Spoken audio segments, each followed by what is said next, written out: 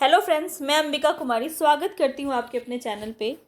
तो NCERT throw question हम यहाँ पे देख रहे हैं जनरल साइंस का। और जनरल साइंस का ये आपको मैं दृष्टि आईएएस से करवा रही हूँ, द विज़न से करवा रही हूँ। काफ़ी अच्छी बुक है। और यहाँ पे हमने जो है क्लास 6 का ये पूरा आप देख सकते हैं, ये एक बुक है। और क्लास 6 हमने यहाँ पे कंप्लीट कर लिया सभी चैप्टर को। क्लास 7 हमने कंप्लीट कर लिया सभी चैप्टर को। और क्लास 8 में चैप्टर 7 तक हमने कंप्लीट कर लिया है ना। और क्लास 8 कोशिका से आज हम स्टार्ट करेंगे और पूरा ही आज हम फिनिश करेंगे। तो क्लास 8 आज हमारा एकदम कंप्लीट हो जाएगा। फिर हमारे पास 9 और 10 बचेगा और हमारे पास टाइम है, इसको हम कवर कर लेंगे अच्छे से। तो अभी तक आप मेरे चैनल पर नए हैं तो इसको जल्दी से सब्सक्राइब कीजिए और बेल आइकन को ज़रूर प्रेस कर लीजिए, तभी आपको मेरे वीडियोस मिल पाएंगे। यहाँ पे आपको एनसीईआरटी थ्रो क्वेश्चन देखने को मिल रहा है, एक भी चीज़ आपका स्किप नहीं होगा।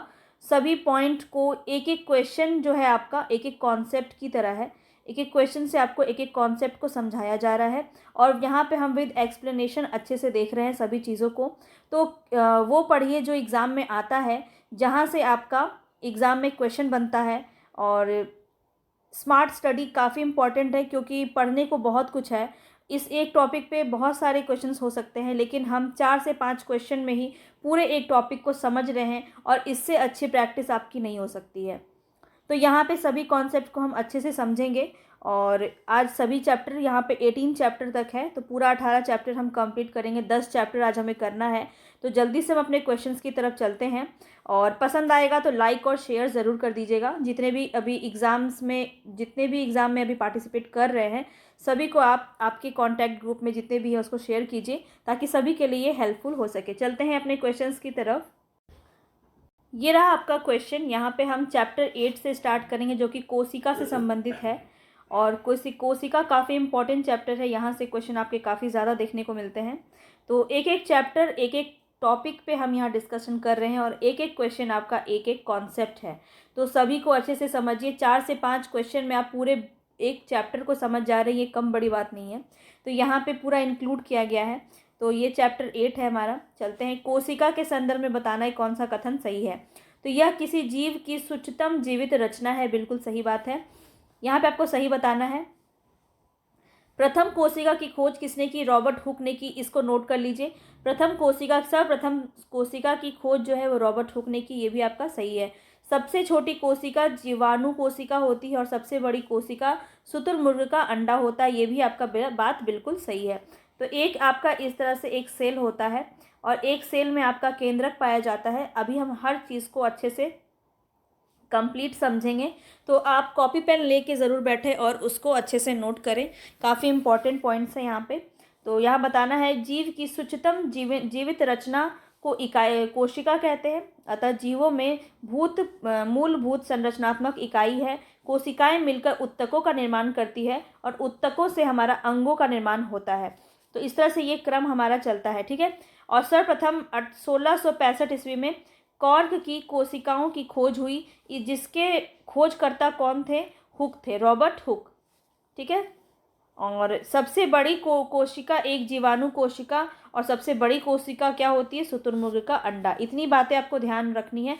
चलते आगे। अब हमें यहाँ पे यूनिसेल्युलर के बारे में बताना है। तो यहाँ पे एक कोशिक संरचना किसकी है? तो अमीबा की भी है, पैरामीशियम की भी है, मुर्गी का अंडा भी है और श्वेत रक्त कोशिका यानी WBC भी है। तो यहाँ पे चारों ही आपका हो जाएगा। डी ऑप्शन बिल्कुल सही है। तो क्वेश्चन आपसे यहाँ पे ऐसे पूछ सकता है कि कौन से इनमें से कौन सी जो है यूनिसेल्युलर नहीं है या एक कोशिका नहीं है। तो 3 दे देगा इसी में से और एक आपको अलग दे देगा और क्वेश्चन दे देगा। तो कुछ भी भरोसा नहीं है। 2 दे सकता है और पूछ लेगा इनमें से कौन सा है, तो एक से अधिक भी आपका आंसर हो सकता है। तो अगर क्वेश्चन बनाना चाहे तो बहुत ही डिफ़िकल्टी लेवल भी इस पर बनाया जा सकता है। तो आपका डिफ़िकल्ट नहीं होगा क्योंकि आपको कॉन्सेप्ट पता है। यहाँ पे अमीबा, पैरामीशियम, मुर्गी का अंडा और WBC ये अभी आपके क्या होते हैं। अब यहाँ पे आप ये जानिए कि यूनिसेल्युलर होता क्या है और मल्टी सेल्युलर क्या होता है। एकल कोशिका से बनी संरचना एक कोशिक यानी यूनिसेल्युलर संरचना कहलाती है। अमीबा, पैरामीशियम, मुर्गी का अंडा और श्वेत रक्त कोशिकाएं ये सभी एकल संरचना होती है।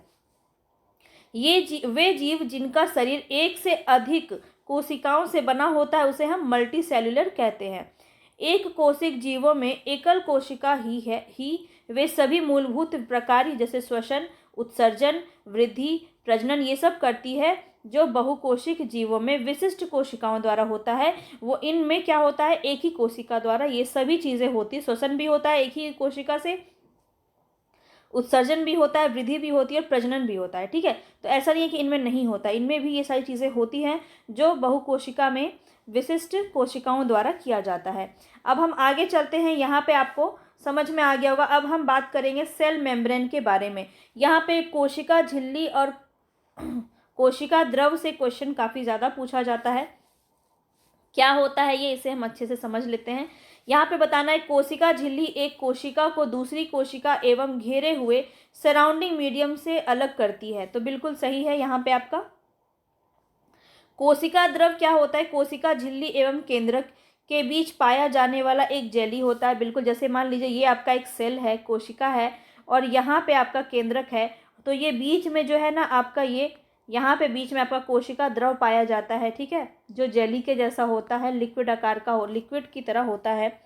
क्रोमोसोम तथा गुणसूत्र केंद्रक में पाए जाते हैं। काफ़ी इंपॉर्टेंट पॉइंट है यहाँ, डीएनए भी आपका केंद्रक में पाया जाता है। ठीक है, क्रोमोसोम एवं गुणसूत्र जो होता है वो केंद्रक में पाया जाता है। ये क्वेश्चन डायरेक्ट आपसे पूछा गया है।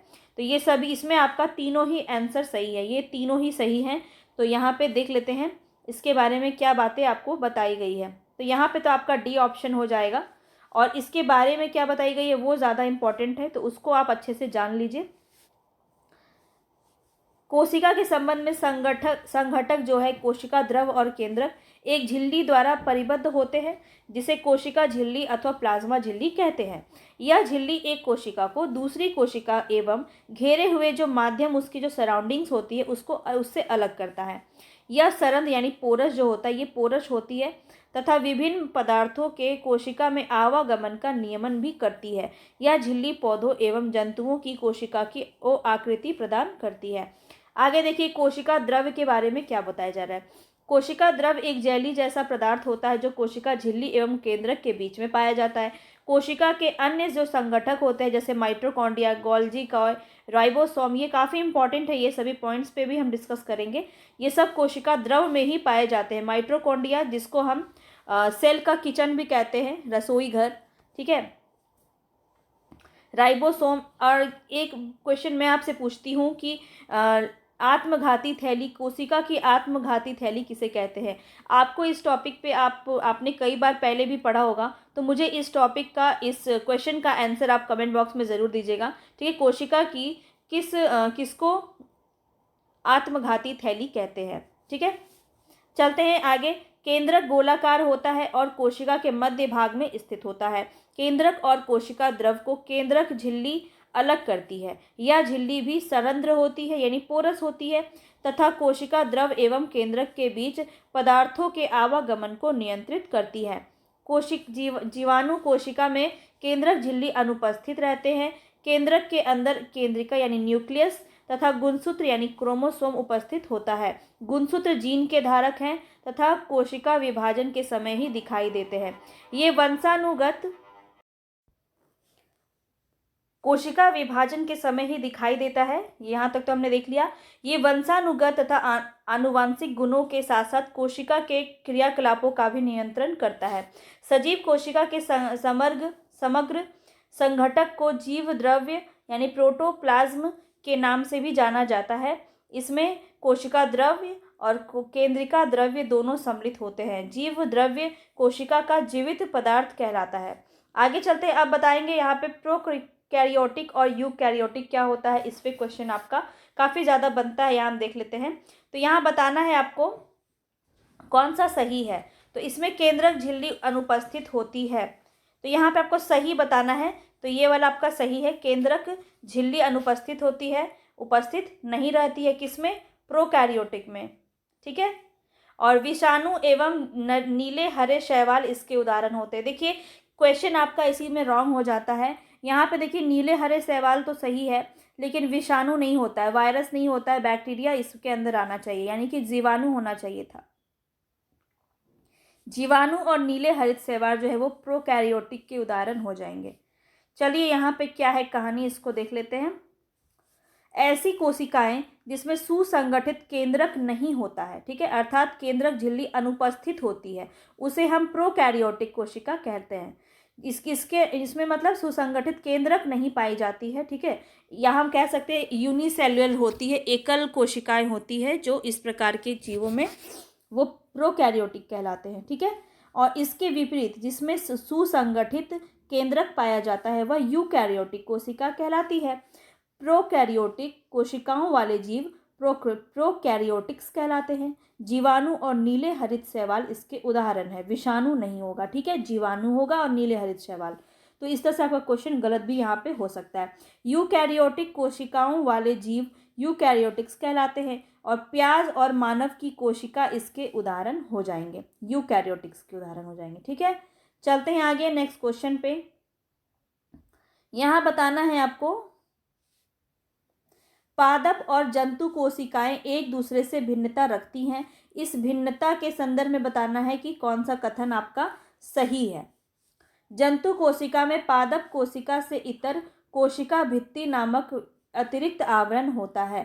तो जंतु कोशिका में नहीं होता है, पादप कोशिका में आपका कोशिका भित्ति होता है। तो ये क्वेश्चन आपका गलत हो गया, आपका ऑप्शन यहाँ पे एक गलत हो गया। प्लास्टिड नामक रंगीन संरचनाएं केवल पादप कोशिका में ही पाई जाती, ये भी आपका बिल्कुल सही है। पादप तो समझ रहे होंगे ना, पेड़ पौधे को हम पादप कोशिका के अंदर रखते हैं। जंतु कोशिका में जीव जंतु जितने भी होते हैं वो आपके इसके अंदर आ जाते हैं।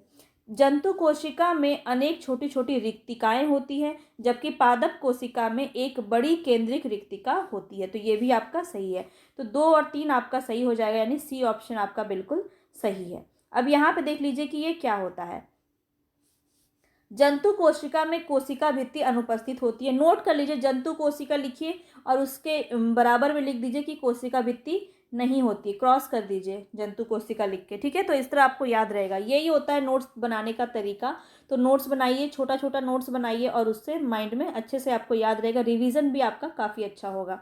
कोशिका भित्ति पादप कोशिका में कोशिका झिल्ली के अतिरिक्त एक अन्य आवरण के रूप में उपस्थित होती है। तो यानी कि पादप कोशिका में क्या होती है, कोशिका झिल्ली जो है एक अन्य आवरण के रूप में उपस्थित होती है। यह पादप कोशिका को आकार और दृढ़ता प्रदान करती है। जीवाणु कोशिका में भी कोशिका भित्ति पाई जाती है, ठीक है, कोशिका भित्ति पाई जाती है और इसमें कोशिका झिल्ली पाई जाती है, ठीक है। इतनी बात आपको याद रहेगी, बस इतना ही इसमें आपको जानना था कि पादप कोशिका में क्या होता है, झिल्ली। झिल्ली याद रखिए, पेड़ पौधे में देखिए आप झिल्ली होता है ना, पेड़ पौधे में झिल्ली होता है। और कोशिका भित्ति आपकी पाई जाती है किसमें, जंतु कोशिका में।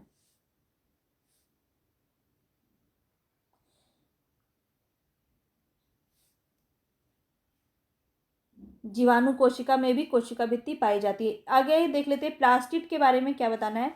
तो प्लास्टिड जो होता है ये केवल पादप कोशिका में ही पाए जाते हैं। ये विभिन्न रंगों के होते हैं। इनमें से ही कुछ हरा रंजक उपस्थित होता है जो जिसे हम क्लोरोफिल कहते हैं। हरे रंग के प्लास्टिड को क्लोरोप्लास्ट या हरित लवक भी कहते हैं, जो पत्तियों को हरा रंग प्रदान करता है। जंतु कोशिका में अनेक छोटी छोटी तथा पादप कोशिका में इन अनेक बड़ी बड़ी केंद्रीय रिक्तिकाएं होती है। तो ये बात आपको इसमें ध्यान रखना है। आगे चलते हैं नेक्स्ट क्वेश्चन पे। संदेश स्थानांतरण का कार्य निम्नलिखित में से कौन सी कोशिकाएं करती हैं। तो यहाँ पे बताना है कौन सी कोशिकाएं करती है। लॉन्ग ब्रांच नर्व सेल्स जो होते हैं, लंबी शाखान्वित तंत्रिका कोशिकाएं, यहाँ पे राइट ऑप्शन हो जाएगा लॉन्ग ब्रांच्ड नर्व सेल्स, ठीक है। बी ऑप्शन यहाँ पे आपका सही हो जाएगा। ये क्या है देख लीजिए, यहाँ पे आपको बताना है मानव शरीर में अनेक प्रकार की कोशिकाएं होती हैं जो कार्य और आकृति में भिन्न हो सकती हैं। संदेश प्राप्त कर उसके स्थानांतरण का कार्य तंत्रिका कोशिकाओं के द्वारा किया जाता है। ये कोशिकाएं आकृति में लंबी और शाखान्वित होती है। इसी प्रकार रक्त कोशिकाएं गोलाकार तथा पेशीय कोशिकाएं तर्क रूपी होती है। अब आपको लग रहा होगा कि कोशिका में तो और भी बहुत सारी चीज़ें अभी इसमें पढ़ना बाकी है, उन टॉपिक्स को नहीं कराया गया। तो ये आपका क्लास 8 है और जितनी भी बातें आपको एनसीईआरटी में बताई गई है क्लास 8 में, उसी के अकॉर्डिंग आपका यहाँ पे सब चीज़ कवर हो रहा है। जब हम क्लास 10 में जाएंगे तो क्लास 10 का बहुत ही विस्तृत तरीके से इसके बारे में हम कोशिका के बारे में आगे पढ़ेंगे।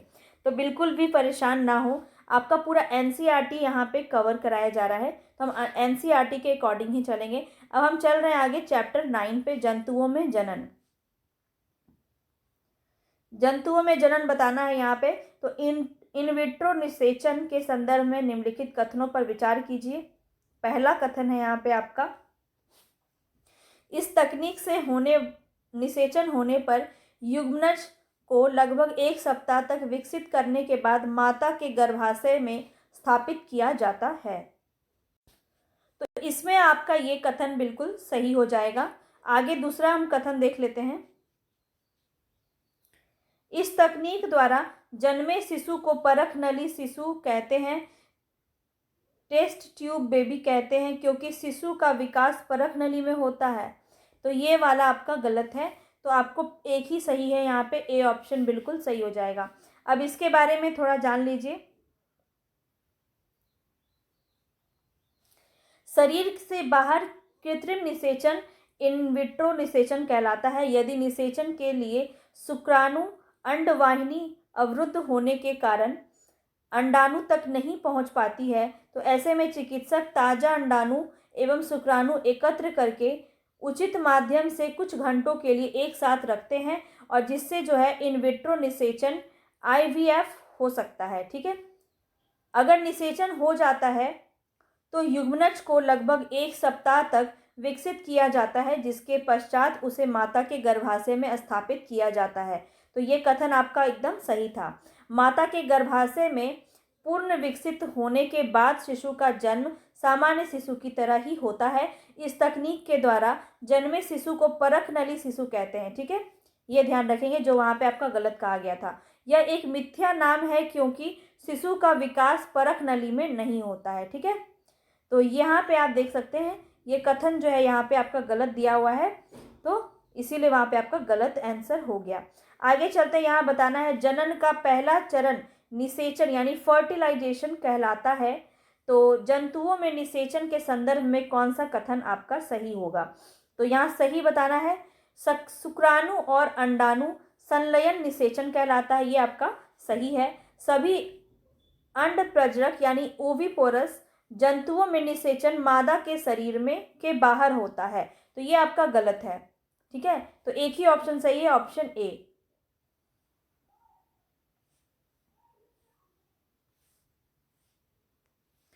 शुक्राणु और अंडाणु दोनों एकल कोशिका के उदाहरण है। एकल कोशिका के उदाहरण है, ये भी आप ध्यान रखेंगे, ये भी आपका क्वेश्चन में पूछा जा सकता है। इनका संलयन निषेचन कहलाता है। इसके परिणाम स्वरूप युग्मनज का निर्माण होता है। युग्मनज लगातार विभाजित होकर कोशिकाओं के गोले में बदलता है। तत्पश्चात कोशिकाएं समूहीकृत होकर विभिन्न ऊतकों यानी टिश्युओं में परिवर्तित हो जाती है, अंगों में परिवर्तित हो जाती है। यह विकसित संरचना जो है एम्ब्रियो कहलाती है। भ्रूण गर्भाशय की दीवार में रोपित होकर विकसित होता है। इस विकास काल में भ्रूण की यह अवस्था जिसमें सभी शारीरिक भागों की पहचान हो सके वो फोटस कहलाता है। ठीक है, आपका पहला जो भाग होता है वो आपका फोटस कहलाता है। तो ये सब बात तो खैर आपको भी पता होगा। वह जंतु जो सीधे ही शिशु को जन्म देते हैं उसे हम जरायुज यानी कि विविपोरस कहते हैं। देखिए, जो जंतु सीधे बच्चे को जन्म देते हैं उन्हें हम विविपोरस कहते हैं। जंतु तथा जो अंडे देते हैं उन्हें हम ओविपोरस कहते हैं, अंड प्रजक। ठीक है, जंतु कहते हैं। तो यहाँ पे दूसरा वाला आपका गलत था, क्योंकि कुछ अंड प्रजक जंतु में निषेचन शरीर के बाहर तो कुछ शरीर के अंदर ही होता है। मुर्गी में निषेचन आंतरिक निषेचन का उदाहरण है। अनेक जंतु जैसे मेढक, टोड, मछली, स्टारफिश इत्यादि में निषेचन मादा जंतु के शरीर के बाहर होता है। इन जंतुओं में निषेचन जल में होता है। मादा ऐसे ही अंडे देती है, नर उस पर शुक्राणु छोड़ देता है। प्रत्येक शुक्राणु अपनी लंबी पूंछ की सहायता से जल में इधर उधर तैरते हैं। शुक्राणु अंड कोशिका के संपर्क में आते हैं, जिसके फलस्वरूप निषेचन होता है। इस प्रकार का निषेचन जिनमें नर एवं मादा युग्मक का संलयन मादा के शरीर के बाहर होता है उसे हम बाह्य निषेचन कहते हैं। इतनी बात आपको क्लियर होगी। आगे चलते हैं, यहाँ पे बताना है सजीवों में जन्म और विकास के संदर्भ में निम्नलिखित युग्मों पर विचार कीजिए। मुकुलन, मुकुलन यानी बडिंग, बडिंग आपका अमीबा के जनन प्रक्रिया में होता है तो ये गलत है। द्विखंडन यानी बाइनरी फिशन आपका हाइड्रा के जनन प्रक्रिया में होता है तो ये भी आपका गलत है। कायांतरण यानी मेटाफॉर्मेसिस मोर्फोसिस जो है वो लार्वा का उग्र परिवर्तन तथा वयस्क जंतुओं में बदलना होता है तो ये ही आपका एक सही है। तीसरा आंसर आपका यहाँ पे सही हो जाएगा।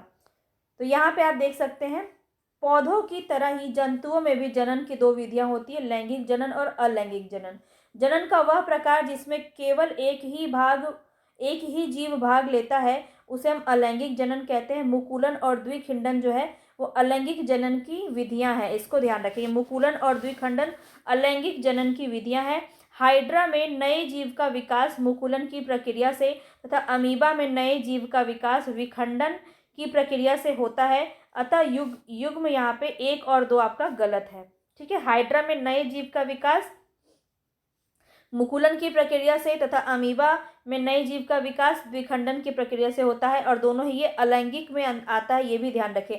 क्वेश्चन आपसे ऐसे भी पूछा जा सकता है कि अमीबा में जनन आपका लैंगिक होता है या अलैंगिक होता है, तो इस तरह से क्वेश्चन आपका पूछा जा सकता है। मुकुलन के द्वारा अमीबा का होता है, ये भी आपको ध्यान रखना है। ठीक है, और हाइड्रा यहाँ पे द्विखंडन के द्वारा होता है, तो ये सब बात आपको ध्यान रखना है। लार्वा की कुछ उग्र परिवर्तनों द्वारा वयस्क जंतु में बदलने की प्रक्रिया को हम कायांतरित कहते हैं। क्लोनिंग बताना है यहाँ पे, क्लोनिंग क्या होगा। क्लोनिंग के संदर्भ में निम्नलिखित कथनों पर विचार कीजिए। यह किसी समरूप कोशिका या किसी अन्य जीवित भाग अथवा संपूर्ण जीव को कृत्रिम रूप से उत्पन्न करने की प्रक्रिया है। तो यहाँ पे आपका ये कथन सही है। सर्वप्रथम सफलतापूर्ण उत्पन्न क्लोन डॉली नामक एक मादा भेड़ थी, तो ये भी आपका सही है। डॉली एक फिन डॉगसेट भेड़ है जो क्लोन थी। ठीक है, यहाँ पे तीनों ही आपका सही है। तो ये एक फैक्ट है, इसको आप ऐसे देख सकते हैं। हालांकि ये चैप्टर से क्वेश्चन आपका पूछा नहीं गया है। ठीक है, किशोरावस्था की ओर चलते हैं।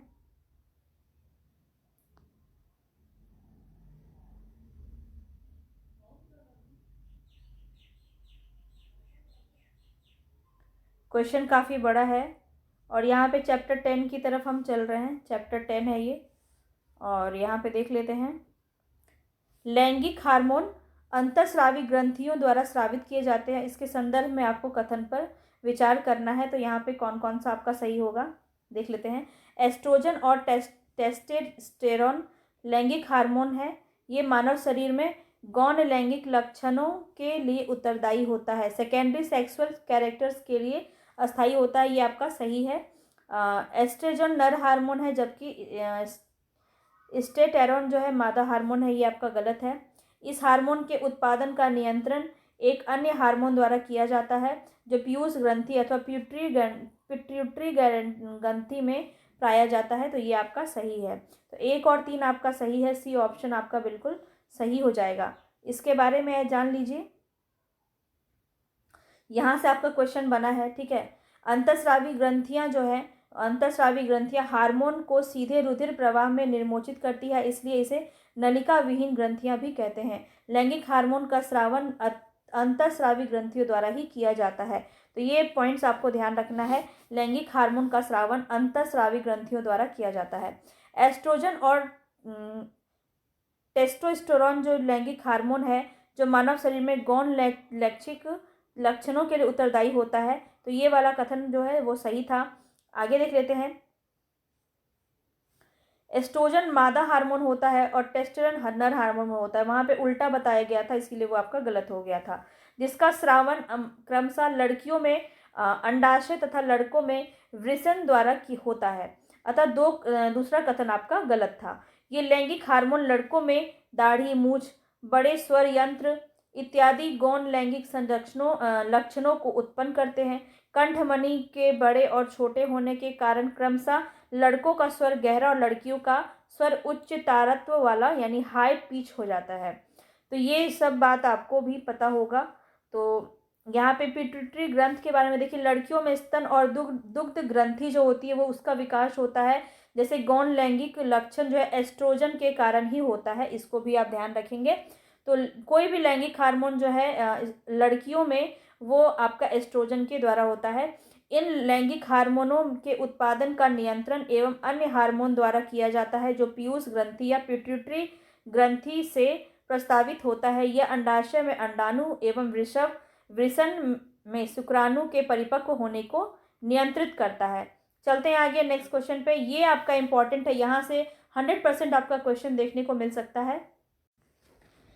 तो यहाँ पे अब जो है इसको सुमेलित करना है, जो कि थायराइड किससे संबंधित है। ये क्वेश्चन आपका ऑलरेडी पूछा हुआ है। तो यहाँ पे थायरोक्सिन जो है ये आपका ये थायराइड में होता है, ठीक है। अग्नाशय में क्या होता है, तो इंसुलिन होता है, ठीक है।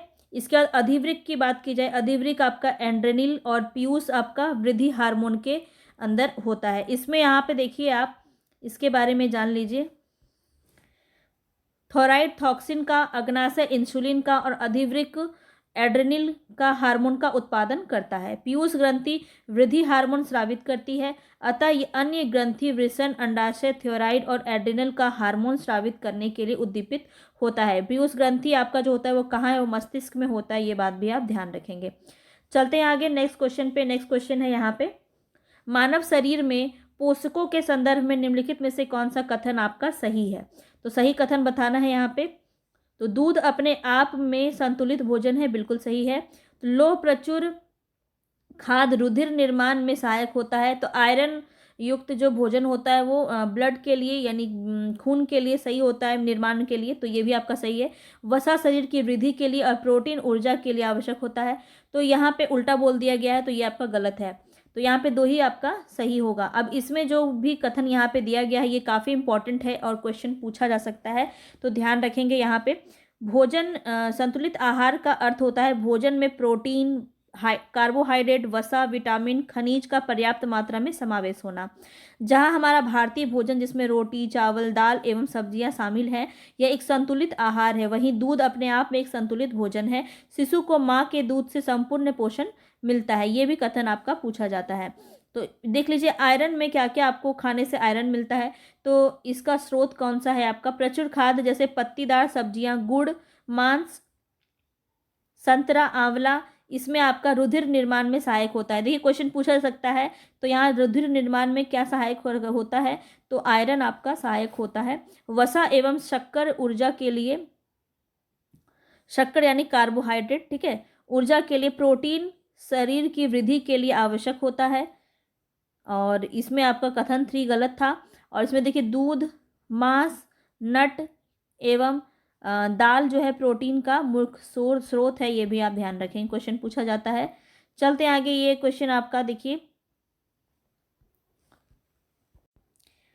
यहाँ पे बताना है कौन सा कथन आपका सही है। तो जब X गुणसूत्र वाला शुक्राणु अंडाणु में निषेचित करता है तो युग्मन में 2X गुणसूत्र होते हैं जिससे मादा शिशु का विकसित होगी। ये आपका कथन बिल्कुल सही है। X और X मिलके मादा का निर्माण करते हैं, ये हम सभी को पता है। वाई गुणसूत्र वाला शुक्राणु अंडाणु के निषेचित करता है तो नर शिशु विकसित होता है, ये भी आपका सही है। नर में एक जोड़ी लिंग गुणसूत्र होता है जिन्हें एक्स वाई कहते हैं, ये भी आपका बिल्कुल सही है। एक्स और वाई होना चाहिए गुणसूत्र लड़कों के लिए, पुरुष लिंग के लिए। और शिशु में लिंग निर्धारण में पूर्णतः पुरुष के गुणसूत्र उत्तरदायी होते हैं, इसमें महिला के गुणसूत्र की कोई भूमिका नहीं होती है। तो ये भी आपका बिल्कुल सही है, क्योंकि लड़के के अंदर एक्स और वाई दोनों ही गुणसूत्र पाए जाते हैं, जबकि लड़की में एक्स एक्स गुणसूत्र पाया जाता है। तो एक्स यहाँ पे तो दोनों ही एक्स एक्स है, तो इसलिए लड़की के गुणसूत्र की भूमिका नहीं होती है। लिंग निर्धारण के लिए पुरुष के गुणसूत्र यहाँ पे इम्पॉर्टेंट होते हैं। ये सभी आपको बहुत ही अच्छे से इसके बारे में पता होगा। यहाँ पे एक बात जान लीजिए कि 23 जोड़े जो गुणसूत्र होते हैं और दो गुणसूत्र एक जोड़े में होता है। इतनी बातें आपको क्लियर होंगी। आगे चलते हैं नेक्स्ट क्वेश्चन की तरफ।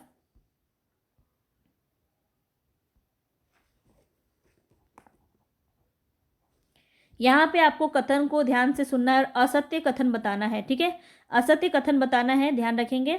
तो देख लेते हैं, यह बीमारी, कौन सी बीमारी, एक मिनट, क्वेश्चन हमने नहीं पढ़ा। एड्स, ठीक है। एड्स एक खतरनाक एवं संक्रामक बीमारी है, इसके बारे में बताना है, ठीक है। एड्स के बारे में हमें बताना है। तो यहाँ देख लेते हैं, यह बीमारी एक खतरनाक जीवाणु के द्वारा फैलती है। तो गलत है, जीवाणु के द्वारा नहीं फैलती है, ठीक है। ये विषाणु के द्वारा फैलती है, इसके बारे में हम बात करेंगे। आगे देखते हैं, पीड़ित व्यक्ति एक स्वस्थ व्यक्ति में ड्रग के लिए इस्तेमाल की जाने वाली सीरीज द्वारा भी फैल सकता है, बिल्कुल इसके द्वारा भी फैलता है।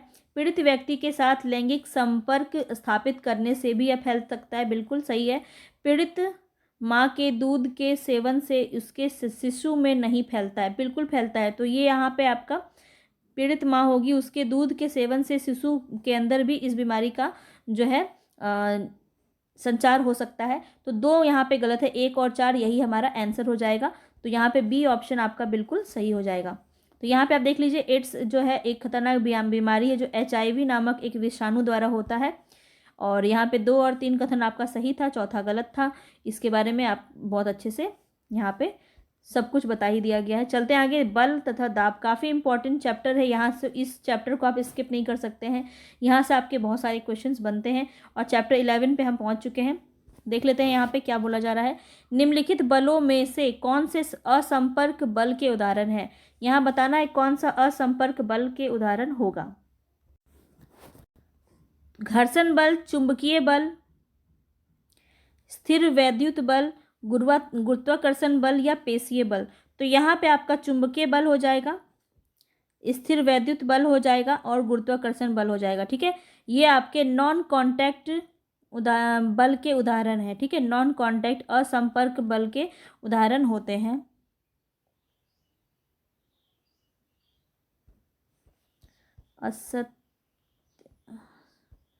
देख सकते हैं यहाँ पे बी ऑप्शन ही आपका यहाँ पे सही है। चलिए यहाँ पे देख लीजिए, चुंबकीय बल, स्थिर वैद्युत बल तथा गुरुत्वाकर्षण बल, ये तीनों ही असंपर्क यानी नॉन कॉन्टैक्ट बल के उदाहरण होते हैं। यह बल वस्तु के संपर्क में ना होने पर भी कार्य करता है, ठीक है। और घर्षण एवं पेशीय बल जो होता है ये कॉन्टैक्ट या बल के उदाहरण है। इन बलों के लगने के वस्तु से संपर्क आवश्यक होता है। ये बिना वस्तु के संपर्क में आए भी अपने गुण पर मौजूद रहते हैं। आगे चलते हैं, नेक्स्ट क्वेश्चन है, गुरुत्व बल पे बताना है यहाँ पे कौन सा ऑप्शन आपका सही होगा। तो यहाँ पे आपको सही कथन बताना है। गुरुत्व बल केवल पृथ्वी का गुण है, गलत।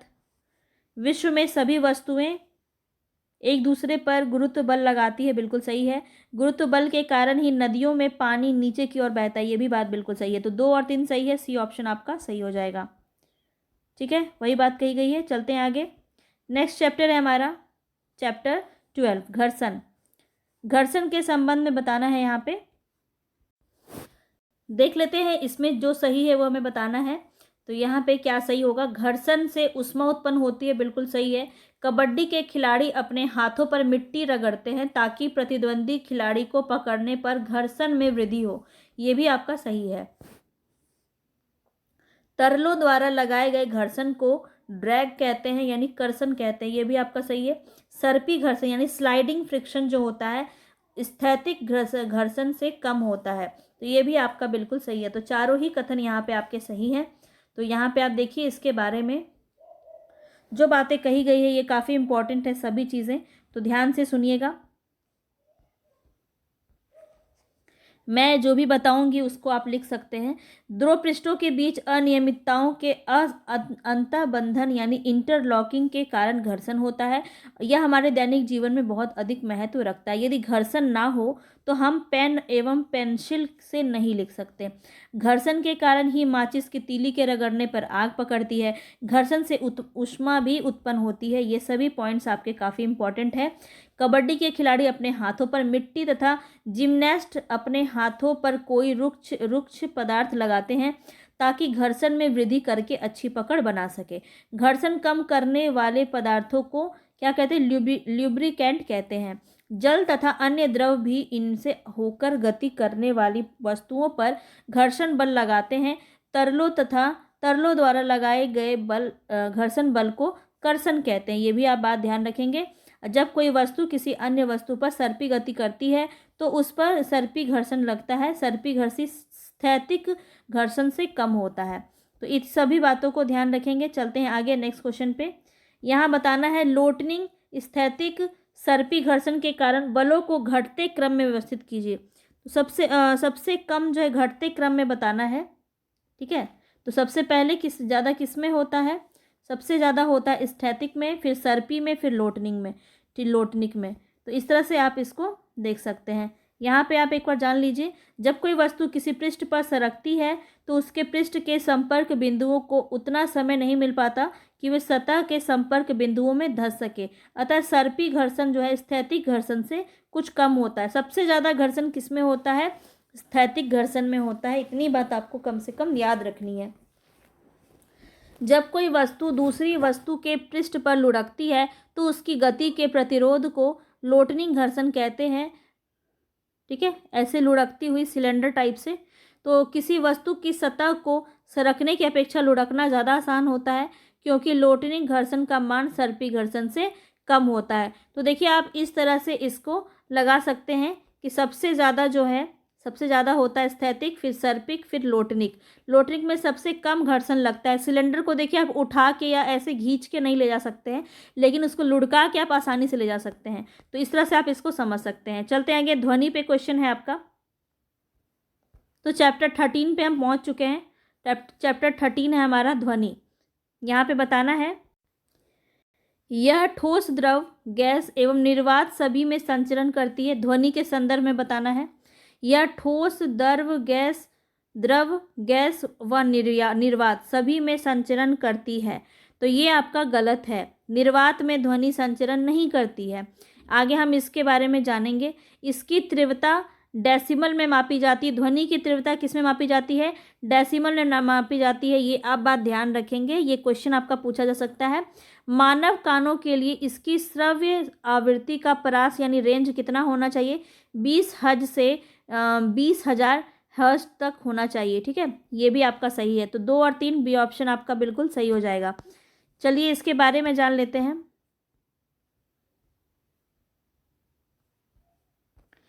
देखिए यहाँ पे क्या बातें आपको कही गई है। ध्वनि संचरण ठोस, द्रव और गैस में ही होता है, निर्वात में नहीं होता है, जो मैंने आपको बताया। इसके बाद बात होती है कि ये डेसिमल में इसको मापा जाता है। इसके बाद हम बात करें तो ध्वनि तरंगों के प्रति सेकंड होने वाली दोलन की इसको स्किप मत कीजिएगा, ये काफ़ी इंपॉर्टेंट है। कुछ पॉइंट से क्वेश्चन आपके बन जाते हैं। संख्या को दोलन आवृत्ति कहते हैं। आवृत्ति को हर्ट्ज में मापा जाता है। इसको पहले तो याद रखिए, हर्ट्ज में मापा जाता है आवृत्ति को, तथा इसका संकेत एच जेड में यानी हर्ज में होता है। 1 हर्ज आवृत्ति का दोलन प्रति सेकंड के बराबर होता है, जहां एक तरफ 20 दोलन प्रति सेकंड से कम आवृत्ति मानव कान नहीं सुन सकता।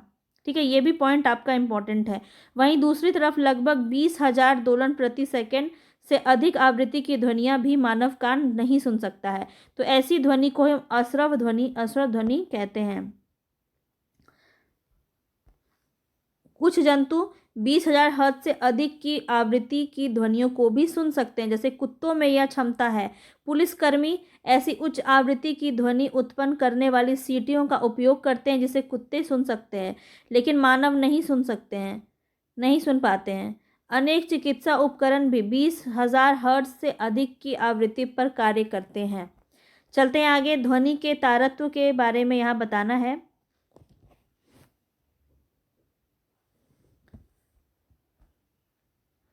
यहाँ पे ध्वनि के तारत्व के बारे में बताना, यह ध्वनि की आवृत्ति पर निर्भर करता है। तो बिल्कुल सही है। पक्षी उच्च तारत्व की ध्वनि उत्पन्न करता है, जबकि शेर की दहाड़ का तारत्व मंद होता है। तो यहाँ पे ये कथन भी आपका सही है। सामान्यतः महिला की आवाज़ पुरुष की अपेक्षा अधिक तारत्व वाली होती है। तो ये भी कथन आपका बिल्कुल सही है। तीनों ही कथन यहाँ पे सही हैं, वही बात यहाँ पे आपका कहा गया है। ठीक है, चलते हैं आगे कथन और कारण के बारे में हमें डिस्कस करना है। तो कारण कथन पहले पढ़ लेते हैं। आकाश में तड़ित तथा मेघ गर्जन की घटना एक समान दूरी पर घटित होती है, लेकिन हमें तड़ित पहले दिखाई देती है और मेघ गर्जन बाद में सुनाई देता है। ये आपने देखा होगा, जब बिजली चमकती है तो पहले जो है बिजली का चमकना दिखाई देता है और गर्जन उसके बाद दिखाई देता है। प्रकाश सभी माध्यम से संचरित हो सकता है परंतु ध्वनि निर्वात में संचरण नहीं करती है। तो देखिए दोनों कथन तो आपका सही है। प्रकाश आपका हर माध्यम में आपका संचरित होता है, संचार होता है, लेकिन ध्वनि आपका निर्वात में संचार, वैक्यूम में संचार नहीं होता। निर्वात मतलब वैक्यूम। तो यहाँ पे देखिए ये कथन भी सही है, ये कथन भी सही है, लेकिन ये इसके बारे में ये कारण नहीं दे रहा है, ठीक है। तो व्याख्या सही नहीं हो पा रही है। तो यहाँ पे बी ऑप्शन आपका सही हो जाएगा। कारण और कथन दोनों सही है, परंतु जो यहाँ पे कथन कहा गया है उसकी व्याख्या जो है कारण नहीं करता है। ये अलग ही बात कह रहा है, जो फैक्ट्स है जो सही है। तो यहाँ पे हम देख लेते हैं, तड़ित का पहले दिखाई देना मतलब बिजली का चमकना पहले दिखाई देना मेघ गर्जन के बाद सुनाई देता है। प्रकाश की तीव्र चाल इतना तथा ध्वनि की अपेक्षाकृत धीमी चाल 331 मीटर पर सेकंड के कारण होता है। प्रकाश की चाल वायुमंडल में ध्वनि की चाल की कई गुना अधिक होती है। ये पॉइंट बन सकता है आपका क्वेश्चन में, ठीक है। प्रकाश की चाल वायुमंडल में ध्वनि की चाल की कई गुना अधिक हो सकती है, जिसके कारण प्रकाश का संवेदन हम पहले करते हैं जबकि ध्वनि का कुछ देर बाद करते हैं। चलते हैं आगे हम नेक्स्ट चैप्टर की तरफ। नेक्स्ट चैप्टर है हमारा 14 चैप्टर पे हम पहुंच चुके हैं और यहाँ पे हमें कारण और कथन यहाँ पे दिया गया है जिसके बारे में बताना है। विद्युत धारा के रासायनिक प्रभाव पर यहाँ पे क्वेश्चन है। खाद्य पदार्थों के भंडारण में उपयोग किए जाने वाले टिन के डिब्बों में लोहे के ऊपर टिन का विद्युत लेपन किया जाता है।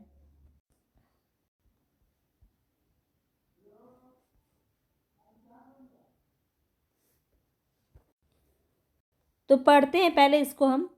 कथन क्या है? पुलों तथा स्वचालित वाहनों को प्रबल बनाने के लिए उपयोग में लाए गए लोहे में संक्षारित होने तथा जंग लगने की प्रवृत्ति होती है, ठीक है। तो ये आपका सही है। संक्षारण तथा जंग लगने से बचाने के लिए लोहे पर विद्युत लेपन द्वारा जिंक की परत निक्षेपित की जाती है। तो देखिए इसकी कथन का कारण व्याख्या नहीं कर रहा है बल्कि कारण ही कथन का व्याख्या कर रहा है, तो उल्टा हो रहा है इसमें। तो यानी कि यहाँ पे ए और आर दोनों सही तो है लेकिन स्पष्टीकरण सही नहीं है। तो यहाँ पे आपका बी बिल्कुल सही हो जाएगा, ठीक है। बी आपका यहाँ पे बिल्कुल सही आंसर हो जाएगा। देख लीजिए इसके बारे में।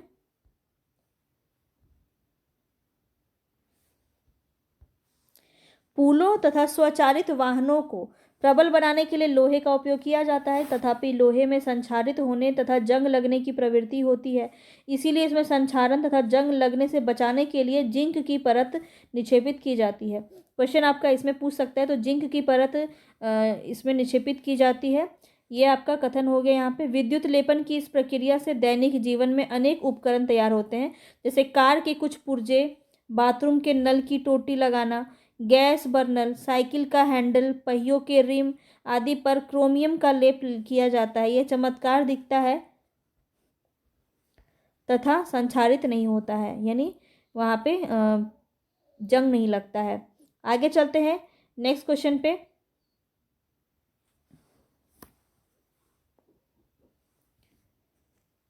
तो यहाँ पे देख लेते हैं क्वेश्चन क्या है। नमक घुला हुआ जल विद्युत का अच्छा चालक है। यहाँ पे आपको असत्य कथन बताना है, ठीक है। असत्य कथन बताना है, तो ये तो आपका सत्य कथन है। नमक घुला हुआ जल जो है विद्युत का अच्छा चालक होता है। आसुत जल भी विद्युत का एक अच्छा चालक होता है, तो ये आपका गलत है। तो सेकंड ऑप्शन ही आपका यहाँ पे सही हो जाएगा। पेयजल में खनिज लवणों की अल्प मात्रा प्राकृतिक रूप से विद्यमान होती है, इसलिए विद्युत का सुचालक होता है। तो ये आपका सही है, लेकिन सेकंड नंबर आपका गलत हो जाएगा। तो आगे चलते हैं, यहाँ पे देख लेते हैं। नेक्स्ट क्वेश्चन पे चलते हैं।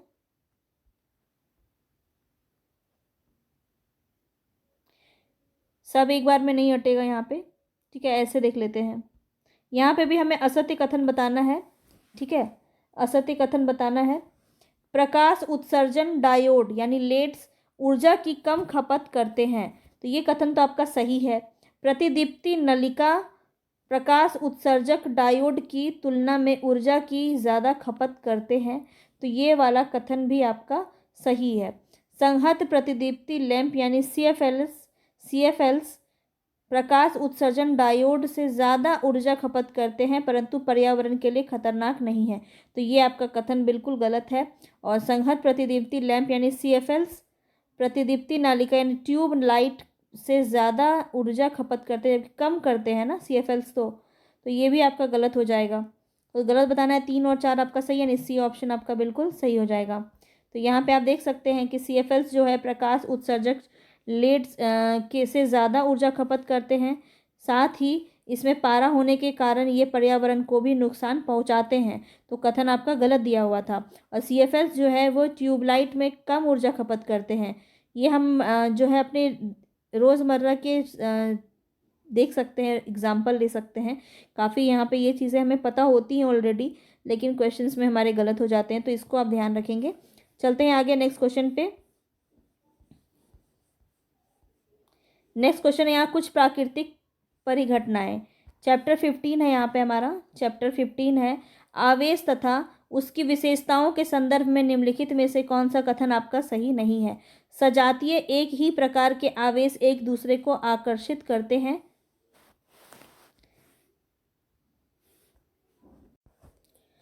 तो इसमें आपका ये कथन, पहला ही कथन आपका सही है। आवेश के संबंध में, आवेश और उसकी विशेषताओं के संदर्भ में कि सजातीय आवेश एक दूसरे को आकर्षित करते हैं। एक ही प्रकार के जो आवेशित होते हैं वो एक दूसरे को आकर्षित करते हैं। वस्तुओं के रगड़ने पर विद्युत आवेश स्थैतिक होता है, ये आपका गलत है।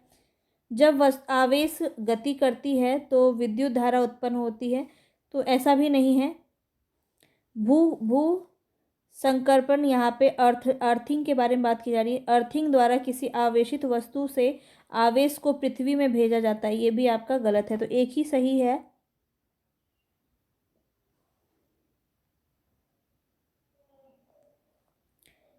क्वेश्चन क्या है यहाँ पे, गलत बताना है ना। अच्छा, माफ़ी चाहूँगी, यहाँ पे थोड़ा सा गलत हो गया। ठीक है, तो यहाँ पे तो एक ही ए ही ऑप्शन आपका सही होगा, सही है। बाकी बातें आपकी इसमें सही कही गई है। ठीक है, तो यहाँ पे आप देख लीजिए, ज़्यादा अच्छे से समझ में आएगा। मैं भी कंफ्यूज हो गई। सजातीय आवेश एक दूसरे को प्रतिकर्षित करते हैं, जबकि विजातीय जो है आवेश एक दूसरे को आकर्षित करते हैं। तो एक नहीं बल्कि अलग अलग तरह के होने चाहिए, वो आपको आवेशित करते हैं, आकर्षित करते हैं। वस्तुओं को अन्य वस्तु से रगड़ने के पर आवेश उत्पन्न होता है और ऐसे आवेशित स्थैतिक आवेशिक कहलाते हैं। मान्यता के अनुसार रेशम से रगड़ने पर कांच की छड़ द्वारा अर्जित आवेश को धनावेश कहते हैं। अन्य प्रकार के आवेश जो होते हैं वो ऋणावेश कहलाते हैं। जब आवेश गति करते हैं तो विद्युत धारा बनती है। किसी परिपथ में प्रवाहित होने वाली विद्युत धारा कुछ नहीं वरन आवेशों का प्रवाह ही है। विद्युत आवेश को किसी आवेशित वस्तु से अन्य वस्तु से धात्विक चालक द्वारा भेजा जा सकता है। किसी आवेशित वस्तु से आवेश को पृथ्वी में भेजने की प्रक्रिया को भूकर्षण यानी अर्थिंग कहते हैं।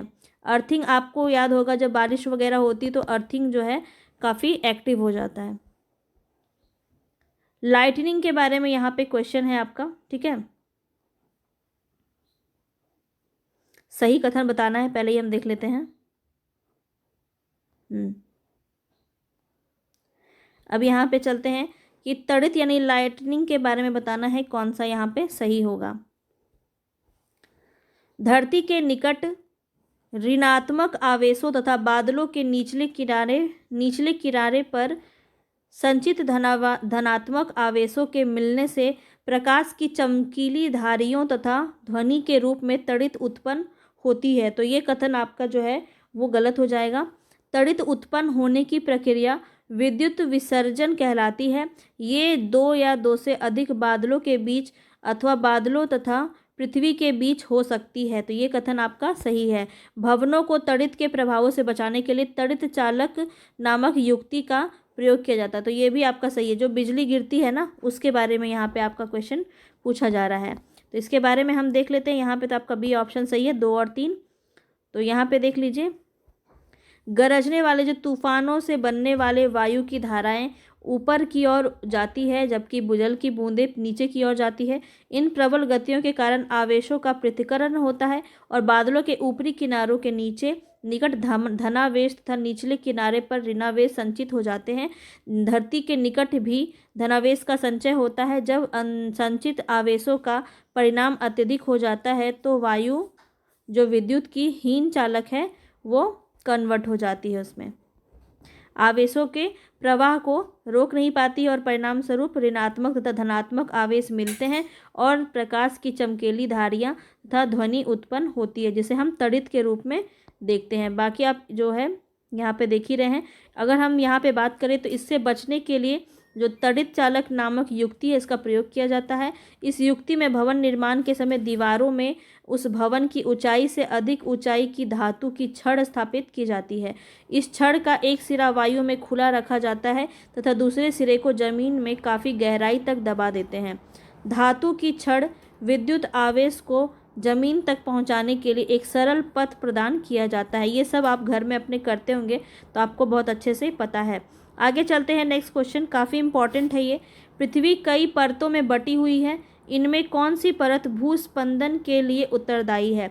तो क्रस्ट आपका बिल्कुल सही हो जाएगा। पहला ही हमारा ऐसे जो पृथ्वी होती है तो आपका पहला ही जो है वो क्या होता है? क्रस्ट होता है, भूप्रपट्टी। ठीक है, भूप्रपट्टी होता है, क्रस्ट होता है। मेंटल इस तरह से आपका आगे बढ़ते जाता है। ठीक है, 3 परत आपका होता है। तो क्रोड हो गया, इनर कोड इसको बोलते हैं, और मेंटल होता है आपका यहाँ पे। तो इस तरह से आप इसको बांट सकते हैं।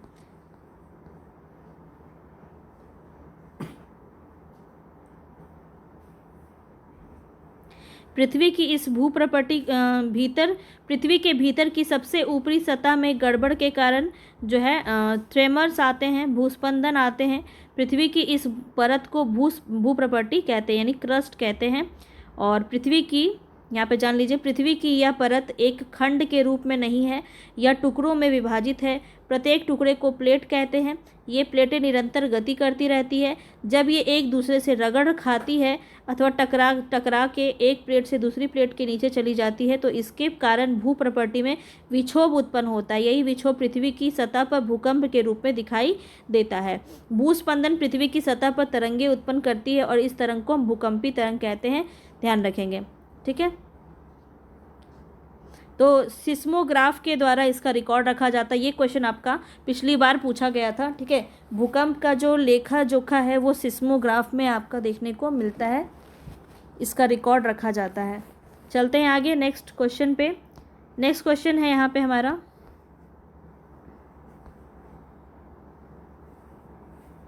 तो यहाँ पे भूकंप के बारे में बताना है। नेक्स्ट क्वेश्चन है हमारा भूकंप के संदर्भ में। भूकंप प्लेटों की गतियों के कारण उत्पन्न होते हैं। प्लेटों की सीमा यानी बाउंड्रीज प्लेटों का दुर्बल क्षेत्र यानी वीक जोन होता है और वहाँ भूकंप आने की संभावना अधिक होती है। तो ये क्वेश्चन अभी भी हमने यहाँ पे देखा। कश्मीर और कच्छ का रण भारत के अति भूकंप आशंकित क्षेत्र हैं, तो ये भी आपका सही है। तो 1 और 2 दोनों ही आपके यहाँ पे सही हो जाएंगे। ठीक है, चलते हैं आगे नेक्स्ट क्वेश्चन पे। भूकंप की शक्ति के परिणाम को मापने के लिए प्रयुक्त पैमाने के संदर्भ में बताना है। तो भूकंप की शक्ति को हम कैसे मापते हैं? यहाँ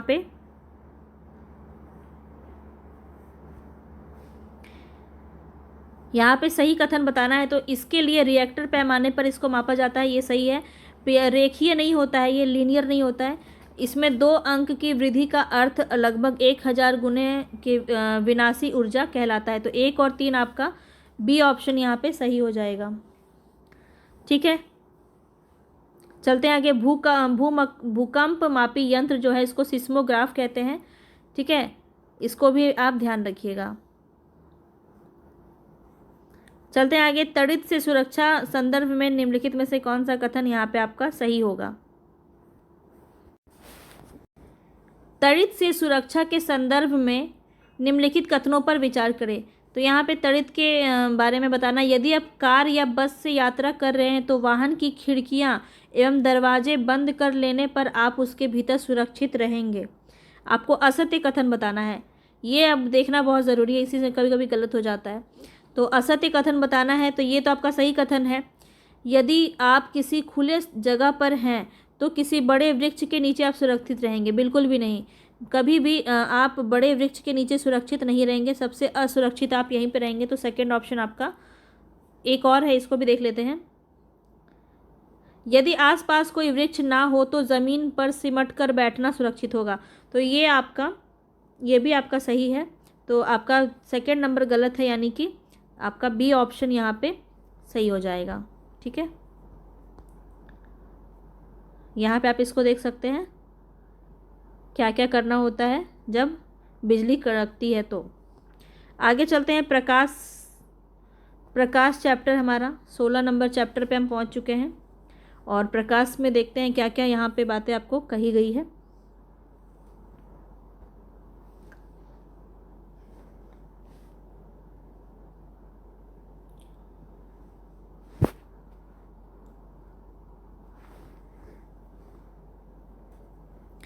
वस्तु द्वारा प्रकाश स्वयं का प्रकाश उत्सर्जन।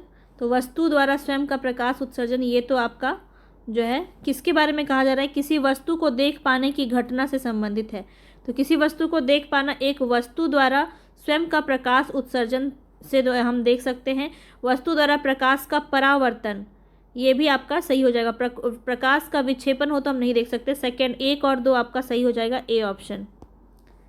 यहाँ पे आप देख लीजिए एक बार। किसी वस्तु को देख पाने के लिए आवश्यक है कि वस्तु से प्रकाश आँखों पर आए। यह प्रकाश वस्तु से उत्सर्जित या परावर्तित होकर आ सकता है। यहाँ से भी आपका क्वेश्चन देखने को बना था। जो पिंड प्रकाश का उत्सर्जन स्वयं करते हैं वे दीप्त पिंड, तथा जो दूसरी वस्तु के प्रकाश से चमकते हैं उसे हम प्रदीप्त पिंड कहते हैं। प्रकाश के अपने रंगों में विभाजित होने को प्रकाश का विक्षेपण कहते हैं। इंद्रधनुष विक्षेपण को दर्शाने वाली एक प्राकृतिक घटना है। विक्षेपण की प्रक्रिया वस्तु को देखने के लिए उत्तरदायी नहीं होती है। ठीक है, तो इसीलिए ये आपका गलत था। आगे चलते हैं नेक्स्ट क्वेश्चन पे। यहाँ बताना है प्रकाश के परावर्तन के संदर्भ में कौन सा कथन सही है। इस घटना में आपतन कोण सदैव परावर्तन कोण के बराबर होता है। बिल्कुल यहाँ पे आपका सही है। आपतित किरण, परावर्तित किरण तथा आपतन बिंदु पर खींचा गया अविलंब, ये तीनों ही एक तरल में होते हैं। तो ये भी आपका सही है, दोनों ही सही है। तो सी ऑप्शन बिल्कुल सही हो जाएगा। चलते हैं आगे। नेक्स्ट क्वेश्चन है आपका यहाँ पे, निम्नलिखित में से नेत्रों का कौन सा भाग जो है नेत्रों के विशिष्ट रंग के लिए उत्तरदायी होता है।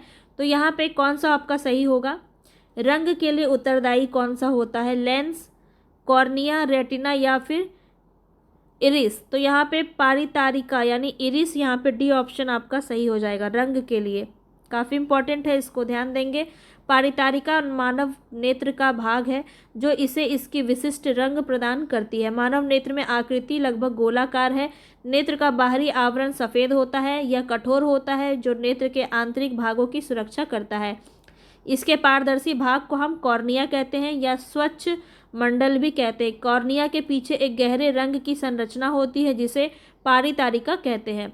पारितारिका नेत्र में प्रवेश करने वाले प्रकाश की मात्रा को नियंत्रित करती है। इसमें एक छोटा सा द्वार होता है जिसे पुतली कहते हैं। पुतली के पीछे एक लेंस होता है जो केंद्र पर मोटा यानी उत्तल होता है। तो आँखों का लेंस क्या होता है, उत्तल होता है, ये भी आप ध्यान रखेंगे। लेंस प्रकाश को आँखों के पीछे एक परत पर फोकस करता है। इस परत को हम रेटिना यानी दृष्टिपटल भी कहते हैं। रेटिना के संबंध में बताना है यहाँ पे कौन सा कथन आपका सही है। यह अनेक तंत्रिका कोशिकाओं की बनी होती है, बिल्कुल सही है। अंध बिंदु यानी ब्लाइंड स्पॉट रेटिना तथा दृक तंत्रिकाओं ऑप्टिक नर्व्स की संधि पर उपस्थित होता है, ये भी कथन आपका सही है। यहाँ बताना इस पर बने प्रतिबिंब का प्रभाव वस्तु को हटा लेने पर तुरंत ही समाप्त नहीं होता है। तो ये भी कथन आपका सही है। कितने टाइम तक रहता है ये, देखिए इसके बारे में थोड़ा सा हम जान लेते हैं। यहाँ पे लगभग 16 सेकेंड के लिए रहता है ना। रेटिना अनेक तंत्रिका कोशिकाओं का बना हुआ, इस तंत्रिका कोशिकाओं का द्वारा अनुभव की गई संवेदनाओं को दृक तंत्रिकाओं द्वारा मस्तिष्क पर पहुंचाया जाता है। ये तंत्रिका 2 प्रकार के होते हैं, कोन्स और रोड्स, शंकु और शलाकाएं, जो तीव्र प्रकाश के लिए सुग्राही होती हैं तथा रंगों वर्णों की सूचनाओं भी भेजती हैं। इसे हम कोन्स में देखते हैं, जो मंद प्रकाश के लिए सुग्राही होती हैं।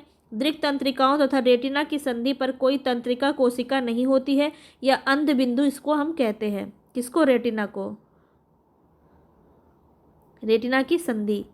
रेटिना पर बने प्रतिबिंब का प्रभाव वस्तु को हटा लेने पर तुरंत ही समाप्त नहीं होता। यह लगभग 1/16 यहाँ पे सेकंड तक बना रहता है। इसलिए यदि नेत्र पर प्रति सेकंड 16 या इससे अधिक दर पर किसी गतिशील वस्तु की स्थिर प्रतिबिंब बने तो नेत्र को यह वस्तु चलचित्र की भांति चलती फिरती अनुभव करती है।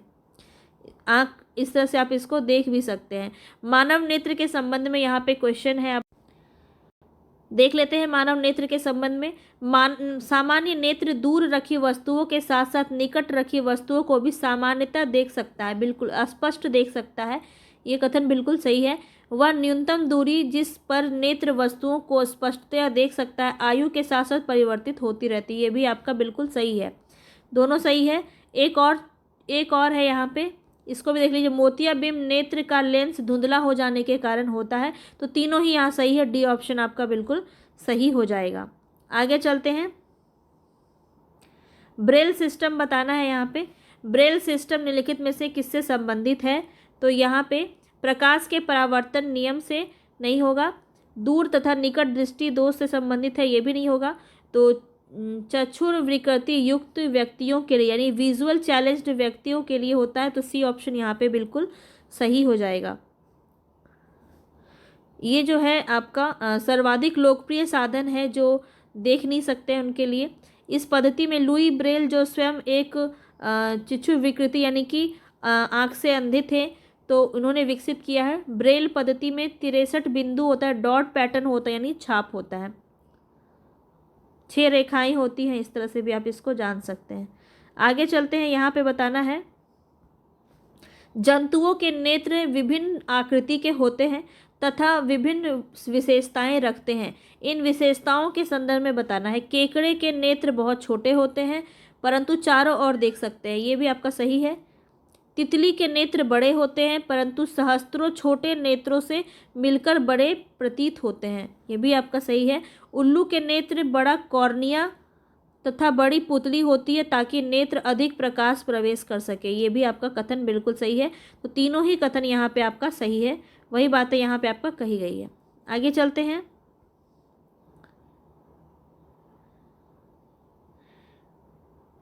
नेक्स्ट क्वेश्चन है तारे एवं सौर परिवार। तो चैप्टर 17 में हम पहुंच गए हैं यहाँ पे, ठीक है। यहाँ पे क्वेश्चन क्या है, पूरा नहीं अट रहा, एक बार में ऐसे रखते हैं। चंद्रमा के संदर्भ में बताना है। यह पृथ्वी की एक परिक्रमा पूरी करने में अपनी अक्ष पर एक घूर्णन पूरा करती है, बिल्कुल। इसकी पूर्ण चर्चिका वाला दिन पूर्णिमा कहलाता है। यह एक पूर्णिमा से दूसरी पूर्णिमा तक की अवधि में 29 दिन का से कुछ का समय लगता है। तो ये गलत है आपका, 15 डेज में आपका पूर्णिमा हम जानते हैं। तो यहाँ पे आपका केवल ए ऑप्शन बिल्कुल सही हो गया। तो इसके बारे में जान लीजिए।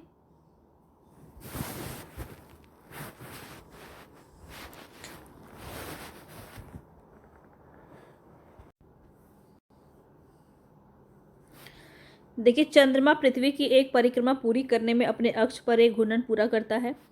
और दूसरा कथन क्यों गलत था, इसको भी देख लीजिए। चंद्रमा की पूर्ण चर्चिका यानी होल डिस्क वाला दिन पूर्णिमा कहलाता है, परंतु एक पूर्णिमा से दूसरी पूर्णिमा तक की अवधि में 29 दिन से कुछ अधिक समय लगता है। अच्छा, ये दूसरा बात था। बहुत से कैलेंडरों में इस अवधि को एक माह कहते हैं,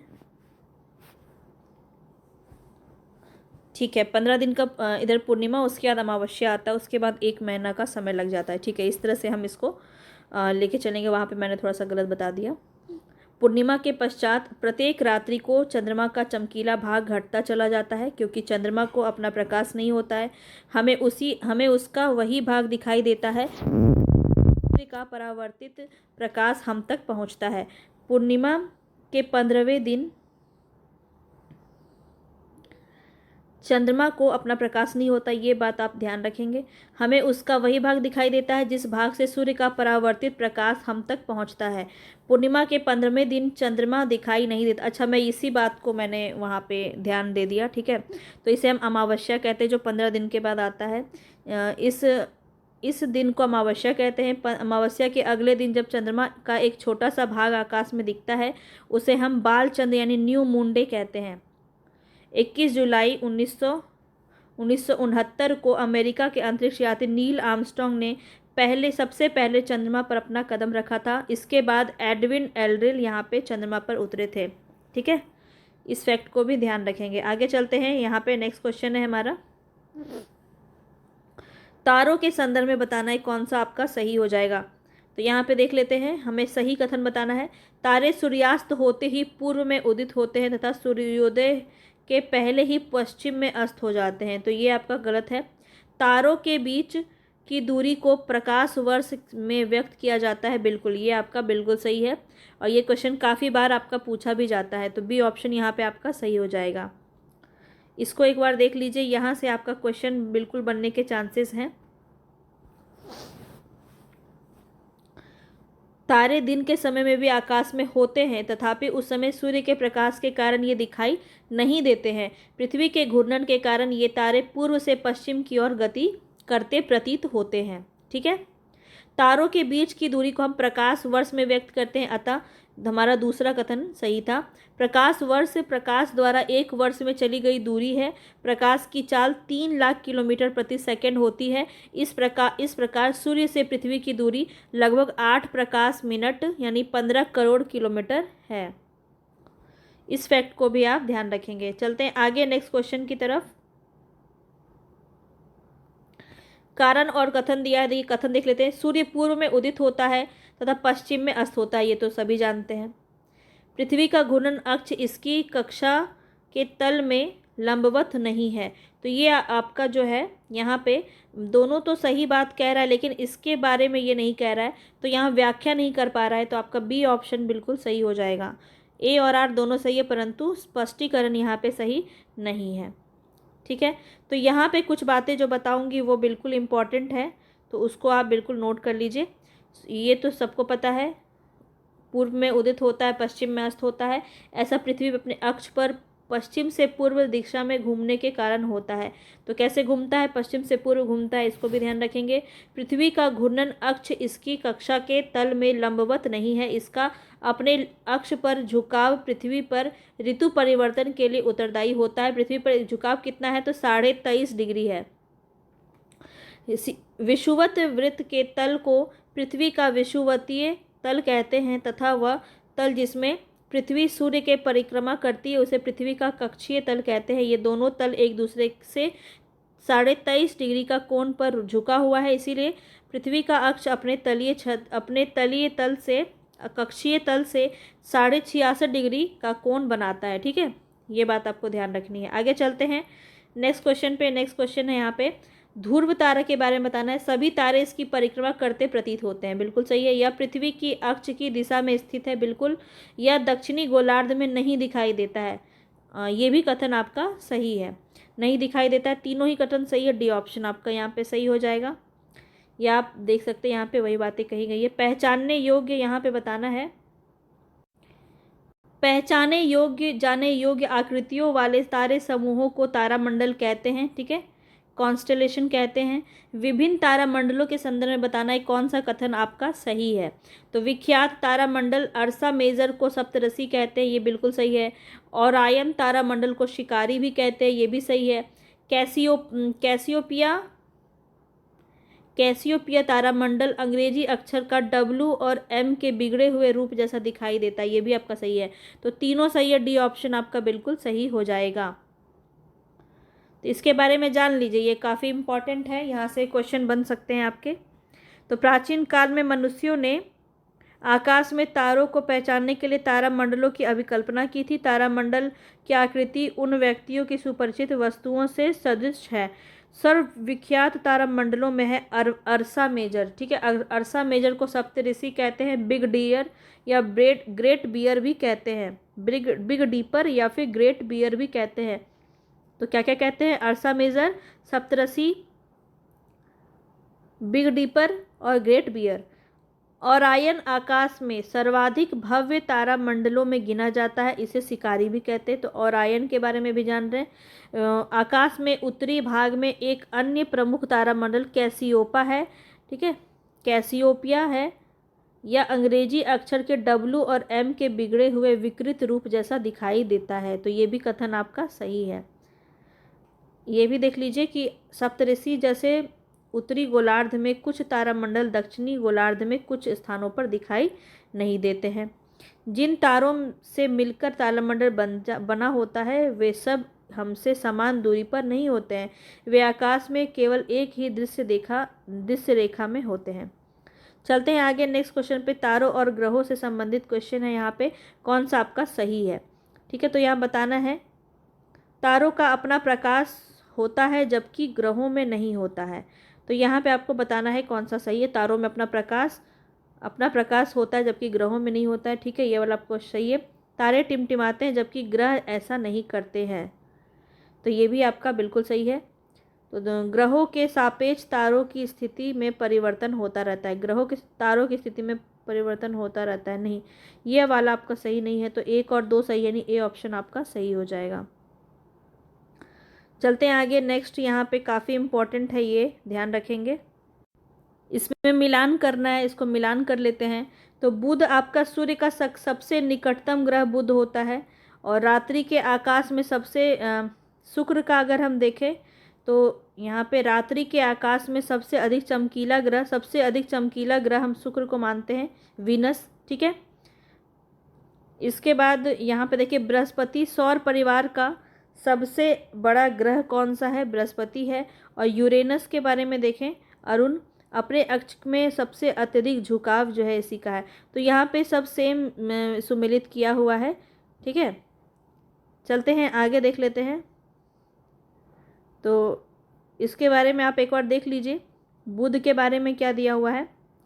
सबसे पहले तो कितने ग्रह होते हैं, यहाँ देख लीजिए, बुध, शुक्र, पृथ्वी, ऐसे क्रम वाइज देख लीजिए। ऐसे क्वेश्चन आपका पूछा जा सकता है कि कितने होते हैं, तो 8 ग्रह होते हैं, बुध, शुक्र, पृथ्वी, मंगल, बृहस्पति, शनि, यूरेनस और नेपच्यून।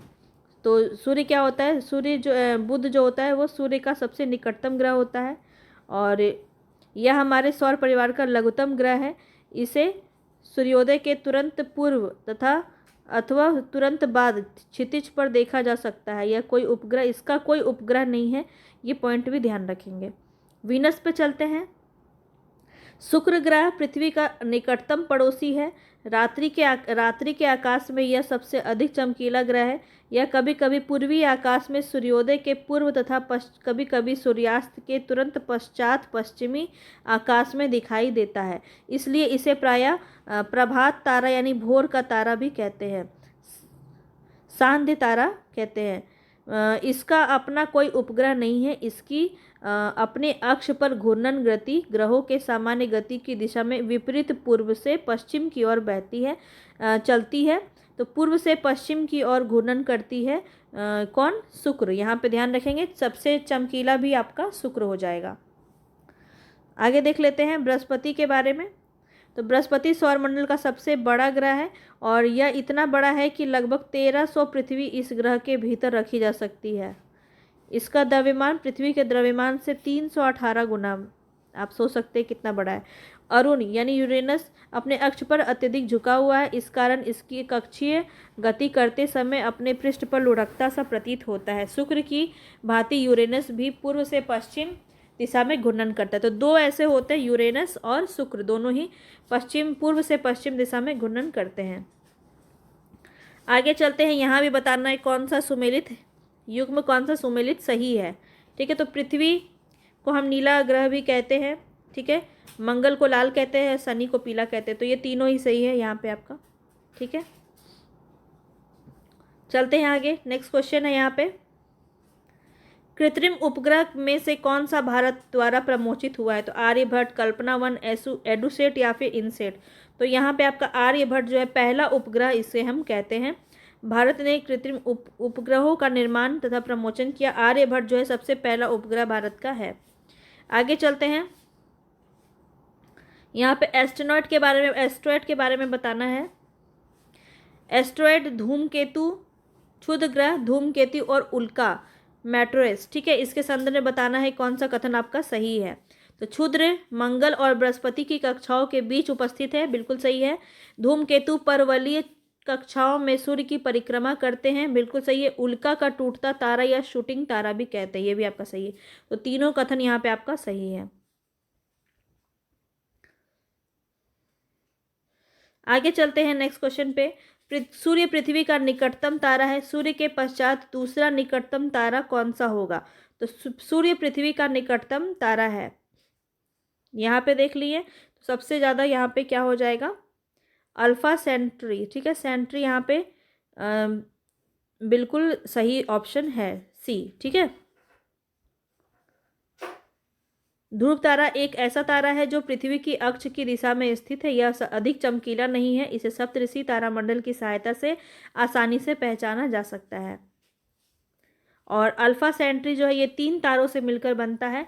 पृथ्वी का दूसरा निकटतम तारा जो है यही है। सबसे पहला कौन है? तो सूर्य है, इसको ध्यान रखेंगे। तो यहाँ पे 3 तारे हैं, अल्फा सेंट्री ए, अल्फा सेंट्री बी और अल्फा सेंट्री सी, अथवा प्रॉक्सिमा सेंचुरी भी इसे हम कहते हैं। तो सी जो है वो आपका दिखता है। अल्फा सेंट्री ए, बी चमकीले तथा प्रॉक्सिमा सेंट्री कम चमकीला तारा है। इन तीनों तारों के प्रॉक्सिमा सेंचुरी पृथ्वी के सबसे निकट है। ये तीनों सामान्यतः देखने पर एक ही दिखाई देते हैं तथा मिलकर सीरियस और कैनोपस के बाद तीसरा सबसे चमकीला तारा बनते हैं। आगे चलते हैं नेक्स्ट क्वेश्चन। नेक्स्ट चैप्टर है हमारा वायु तथा जल प्रदूषण। काफ़ी इंपॉर्टेंट है चैप्टर, हमारा अंतिम चैप्टर है ये। ठीक है, वायु तथा जल का प्रदूषण। पेट्रोल और डीजल पर आधारित क्वेश्चन है यहाँ पे।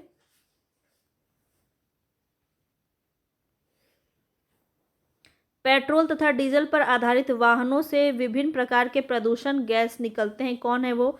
तो कार्बन डाइऑक्साइड है, कार्बन मोनोऑक्साइड है और नाइट्रोजन ऑक्साइड यहाँ पे हो जाएगा। क्लोरोफ्लोरो कार्बन नहीं है। तो यहाँ पे 1, 2, 3 ए ऑप्शन आपका बिल्कुल सही हो जाएगा। क्लोरोफ्लोरो देखिए यहाँ पे आप देख लीजिए एक बार, इसके बारे में जानना बहुत ज़रूरी है। पेट्रोल तथा डीजल जैसे जीवाश्म ईंधन के दहन से कार्बन नाइट्रोजन ऑक्साइड बनते हैं, जबकि इनके अपूर्ण दहन से कार्बन मोनोऑक्साइड उत्पन्न होता है। और कार्बन मोनोऑक्साइड एक विषैली गैस है। यह रुधिर के ऑक्सीजन वहन की क्षमता घटा देती है, जिसका मानव शरीर पर गंभीर दुष्प्रभाव पड़ता है। क्लोरोफ्लोरोकार्बन की बात करें तो इसका उपयोग रेफ्रिजरेटर, एयर कंडीशनर तथा एरोसोल फुआर में होता है। यह वायुमंडल के ओजोन परत को क्षति पहुंचाता है। नेक्स्ट क्वेश्चन पे चलते हैं। नेक्स्ट क्वेश्चन में आपको असत्य कथन बताना है। देख लेते हैं यहाँ पे। ओजोन परत सूर्य से आने वाली हानिकारक पराबैंगनी किरणों से बचाव करती है। बिल्कुल सही है। धुएं में नाइट्रोजन के ऑक्साइड अन्य वायु प्रदूषकों तथा कोहरे से मिलकर धूम कोहरा बनाते हैं। तो ये भी आपका बिल्कुल सही है। पेट्रोलियम परिष्करणशालाएं सल्फर डाइऑक्साइड तथा नाइट्रोजन डाइऑक्साइड जैसी गैसीय प्रदूषकों से प्रमुख स्रोत हैं। बिल्कुल। पेट्रोल तथा डीजल ईंधनों के अपूर्ण दहन से कार्बन डाइऑक्साइड उत्पन्न होता है। ये गलत है। अभी भी हमने देखा कि इसके अपूर्ण दहन से क्या बनता है? मोनोऑक्साइड बनता है। ठीक है, कार्बन डाइऑक्साइड नहीं, मोनोऑक्साइड बनता है। बस काफ़ी, बाकी तो आपने देख ही लिया। चलते हैं आगे नेक्स्ट क्वेश्चन पे। वैश्विक ऊष्मन में बताना है योगदान देने वाली कौन सी गैस है। वैश्विक ऊष्मन मतलब आपका ग्लोबल वार्मिंग। ठीक है, ग्लोबल वार्मिंग में सबसे ज़्यादा योगदान कौन सी गैसें देती हैं? तो कार्बन डाइऑक्साइड है, मीथेन है, नाइट्रस ऑक्साइड है और जलवाष्प है। ये चारों ही है। तो ऑप्शन यहाँ पे आपका डी सही हो जाएगा। ठीक है, उपयुक्त सभी। आगे चलते। कुछ तालाबों में जल देखने में हरे प्रतीत होते हैं। तो किस वजह से होते हैं? जल में शैवालों के अत्यधिक वृद्धि के कारण ऐसा होता है। तो बिल्कुल और उसी की वजह से होता है। सल्फर, नाइट्रेट और अन्य प्रदूषक जल के साथ मिलकर इसे हरा रंग देते हैं। नहीं, यहाँ पे जल में शैवाल होते हैं ना, हरे हरे, इसकी वृद्धि के कारण हमारे तालाब में जल, हर तरफ जल दिखने में हरा प्रतीत होता है। ठीक है, यहाँ पे आप इसके बारे में जान लीजिए। विभिन्न प्रकार के उर्वरकों का प्रयोग खेतों में होता है। ये उर्वरक जल के साथ घुलकर जलाशय, नदी, नालों तालाबों में पहुंच जाते हैं। साथ ही भूमि में रिस कर भौम जल को प्रदूषित भी करते हैं। इन उर्वरकों से उपस्थित नाइट्रेट और फास्फेट जैसे रसायन तालाब के जल में मिल जाते हैं, जो पोषकों में वृद्धि के कारण शैवाल तेजी से उगने लगते हैं। ये शैवाल अंततः हरे रंग के होते हैं, जिसके कारण संपूर्ण तालाब ही हरे रंग का दिखाई देने लगता है। आगे चलते हैं नेक्स्ट क्वेश्चन पे। यहाँ बताना है कौन सा कथन आपका असत्य है। तो आर्सेनिक जो है, लेड, फ्लोराइड जैसे तत्व जल को प्रदूषित करते हैं और जिनसे पौधों और पशुओं में अविस्ता उत्पन्न हो सकती है। ये आपका बिल्कुल सही है। अशुद्ध जल में मृदा भी प्रभावित होती है, जिससे उसकी अम्लीयता परिवर्तित होती है। ये क्वेश्चन आपका पूछा गया है, तो इसको ध्यान देंगे, बिल्कुल सेम टू सेम क्वेश्चन। तो ये भी आपका सही है। विद्युत संयंत्रों तथा अन्य उद्योगों में निकलना गर्म जल भी जलाशयों की ताप वृद्धि करके एक प्रदूषक की तरह कार्य करता है। ये भी आपका सही है। जल में नाइट्रेट और फास्फेट रसायनों की अधिक मात्रा शैवालों की वृद्धि हेतु हानिकारक है। तो ये वाला आपका कथन यहाँ पे गलत है, बाकी आपका सभी सही है। तो जल में नाइट्रेट एवं फास्फेट रसायन की अधिकता शैवालों को पोषण प्रदान करता है, ठीक है, और इसकी वृद्धि हेतु ये लाभदायक होता है। चलते हैं आगे। तो हमारा ख़त्म हो चुका है आज का, ये हमारा लास्ट चैप्टर था और ये लास्ट क्वेश्चन था। तो हमारा जो है आज क्लास 8 हमारा ख़त्म हो चुका है और कल हम क्लास 9 स्टार्ट करेंगे, ठीक है। तो पसंद आएगा तो लाइक और शेयर कर दीजिएगा और चैनल पे बने रहिए। मिलते हैं नेक्स्ट वीडियो में, तब तक के लिए धन्यवाद।